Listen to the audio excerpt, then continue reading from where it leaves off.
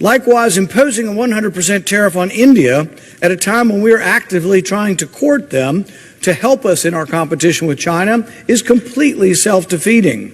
Ryan Young with the Competitive Enterprise Institute worries that imposing tariffs on India will alienate one of the most important strategic partners in Asia and a potential counterweight to China.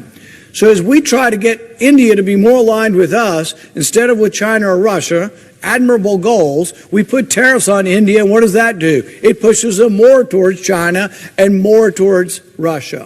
American senator ने कहा कि भारत पर 100% tariff लगाना ऐसे समय में पूरी तरह आत्मविरोधी है, जब हम चीन के साथ अपनी प्रतिस्पर्धा में मदद करने के लिए सक्रिय रूप से भारत को अपने साथ लाने की कोशिश कर रहे हैं। रैंड पॉल की चिंता सिर्फ व्यापार तक सीमित नहीं है। उनका कहना है कि अगर अमेरिका भारत पर इतना बड़ा आर्थिक दबाव डालता है तो इसका असर दोनों देशों के रिश्तों पर पड़ेगा। तो ये बात मैं जिम्मेदारी लेकर कहूंगा कि चाइना को ये जरूर मालूम है कि उसका कॉम्पिटिटर यूएसए है, और इसीलिए हम पाते हैं कि जहां जहां चाइना इन्वॉल्व है, यूएस उसके अगेंस्ट उस कंट्री में इंटरफेयर करता है।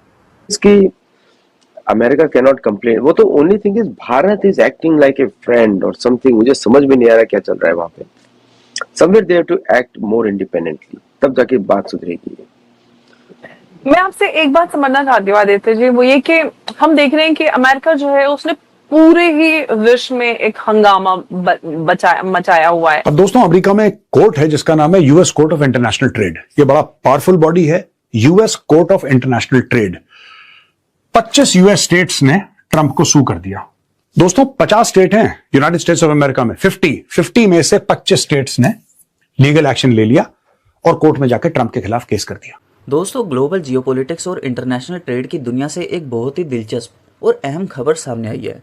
यूएस सेनेट में रशिया और ईरान पर नए सैंक्शंस लगाने के लिए एक नया बिल पास किया गया है, जिसके अंतर्गत यूएस प्रेसिडेंट को उन देशों पर 100% तक के टैरिफ लगाने का अधिकार मिल सकता है जो रशिया से लार्ज स्केल पर ऑयल और गैस इंपोर्ट करते हैं। इसका सीधा असर भारत और चाइना जैसे देशों पर पड़ सकता है जो अपनी एनर्जी नीड्स के लिए रशियन क्रूड ऑयल खरीद रहे हैं।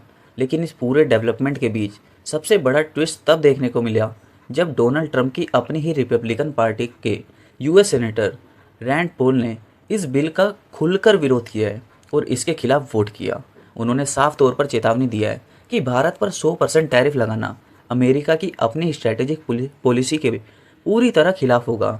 सेनेटर का कहना है कि एक तरफ यूएस एशिया में चाइना के बढ़ते प्रभाव को रोकने के लिए भारत को अपना सबसे बड़ा स्ट्रैटेजिक पार्टनर बनाने की कोशिश कर रहा है और दूसरी तरफ ऐसे इकोनॉमिक प्रेशर बनाकर भारत को चाइना और रशिया के और भी ज़्यादा करीब धकेल रहा है। अमेरिका चीन को एशिया में चुनौती देने के लिए भारत को अपना सबसे बड़ा रणनीतिक साझेदार मानता है। रक्षा से लेकर टेक्नोलॉजी और सप्लाई चेन तक दोनों देशों का सहयोग लगातार बढ़ भी रहा है, लेकिन रूस से तेल खरीदने के मुद्दे पर दोनों देशों के हित अलग अलग नजर आ रहे हैं। तो ये बात मैं जिम्मेदारी लेकर कहूंगा कि चाइना को ये जरूर मालूम है कि उसका कॉम्पिटिटर यूएसए है, और इसीलिए हम पाते हैं कि जहां जहां चाइना इन्वॉल्व है, यूएस उसके अगेंस्ट उस कंट्री में इंटरफेयर करता है। अदरवाइज आप बताइए, तेल जा रहा था, अच्छा खासा सैंक्शंस लगे हुए थे। आज की तारीख में आप देख रहे हैं कि यूएस और चाइना कहने के लिए तो प्रेसिडेंट मिले नहीं है, दोनों प्रेसिडेंट। अगर इतने कट्टर दुश्मन हैं तो वो क्यों मिलेंगे? सेम एनालॉजी में अपने साथ लेता हूं, मेरे और चाइना के बीच में कट्टर दुश्मनी नहीं है। we have our problems, we have a border, उस बॉर्डर को हम रिजॉल्व नहीं कर पाए क्योंकि चाइना करना नहीं चाहता है। हमने हमेशा कहा है कि आप अपने मैप्स दीजिए, आपका क्या परसेप्शन है बॉर्डर का और हमारा क्या है, बैठकर बात कर लेते हैं, लेकिन दे डोंट स्पेसिफाई। इसीलिए आप पाते हैं कि बॉर्डर्स पर red line, blue line, grey line, black line, yellow line, पता नहीं कितनी लाइन बना रखी है, और किसी भी लाइन को कभी भी कैसे भी इंटरप्रेट किया जा सकता है।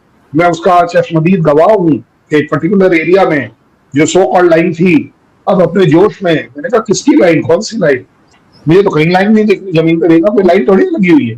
These are all imaginary lines. जैसे अभी आपने बोला मैकमोहन लाइन बोल लीजिए, या आपकी किसी और कंट्री के साथ जो लाइन है जिसको वो कंट्री नहीं मानता, these are all imaginary line. Line तो मेरे और आपके बीच में है, जहां हमने बॉर्डर फेंसिंग लगा ली, बिल्कुल। जहां हमने बॉर्डर पिलर्स लगा ली, तो वहां मैं मान जाऊंगा, लेकिन बाकी जगहों पर ऐसा नहीं है। This hardly anything. उस 15,000 18,000 फीट पर कौन सी लाइन लगा रहा है कोई? So as far as I am concerned, US और चाइना उन समझदार कंट्रीज में से है, मोनोपोली वाले कंट्रीज से है, जिसको मैं कहता हूं they are good at this dirty game, कि वो उनकी लड़ाई किसी और से लड़वाते हैं और इसमें उनको महारता है। वो बड़े माहिर हैं इस चीज में कि दूसरों को लड़वा लीजिए और अपना उल्लू सीधा कर लीजिए। क्योंकि अगर आप ऑयल ही देखें, अगर ईरान और गल्फ का ऑयल नहीं जाता है तो किसका ऑयल बिकेगा? ऑब्वियस बात है, वेनेजुएला का बिकेगा। वेनेजुएला का ऑयल कौन बेच रहा है? यूएस बेच रहा है। और उसका प्रूफ ये है कि ट्रम्प साहब ने तो डिक्लेयर भी किया था कि I am the ad hoc president of Venezuela. तो दैट मींस बिल्कुल। बड़ी सीधी सी बात।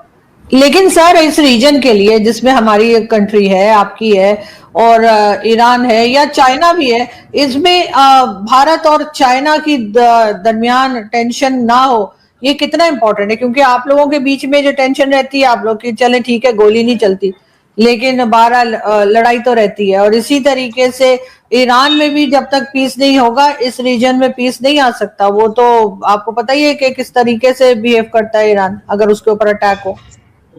अब दोस्तों, अमेरिका में एक कोर्ट है जिसका नाम है US court of international trade. ये बड़ा पावरफुल बॉडी है, US court of international trade. 25 US states ने ट्रंप को सू कर दिया। दोस्तों, 50 स्टेट हैं यूनाइटेड स्टेट्स ऑफ अमेरिका में, 50 में से 25 स्टेट्स ने लीगल एक्शन ले लिया और कोर्ट में जाकर ट्रंप के खिलाफ केस कर दिया। देखिए ना, डोनाल्ड ट्रंप ने टैरिफ लगाए, यूएस की सुप्रीम कोर्ट ने बोला कि भाई आपका अधिकार ही नहीं है, आप किस मूड में आके कर रहे हैं सब? आपका अधिकार ही नहीं है, अधिकार यूएस कांग्रेस का है, प्रेसिडेंट का अधिकार है ही नहीं। टैरिफ बढ़ाओ, टैरिफ घटाओ, लिबरेशन डे ये कर दूंगा, इसके ऊपर ये, इसका कम करो, इसका ज्यादा। भाई आप हो कौन? आप नहीं कर सकते, आपके अधिकार क्षेत्र में नहीं है ये। फिर सुप्रीम कोर्ट ने बोला कि जो जो तुमने करीब $150 अरब थे, वो जहां तक मुझे याद है मोटा मोटी फिगर, फिर इनको बोला, दूसरी कोर्ट ने, सुप्रीम कोर्ट ने पहला आदेश दे दिया, दूसरी कोर्ट ने बोला पैसे वापस करो, ये तुमने गलत पैसे लोगों से लिए, वापस करो। तो अब ये वापस करने की स्कीम बना रहे हैं कि कैसे वापस करें। ये गेम है कि जहां पे लेबर इस तरीके से इस्तेमाल कर रहा है, इलीगल, जैसे कोई अंडर एज है या किसी को पकड़ के स्लेव लेबर टाइप का जो होता है, ये सब अगर आप वहां से खरीदें, ठीक है। अब भारत अगर कोई चीज किसी से खरीद रहा है, इसका मतलब ये नहीं कि भारत के अंदर ये स्लेव लेबर हो रहा है, नहीं।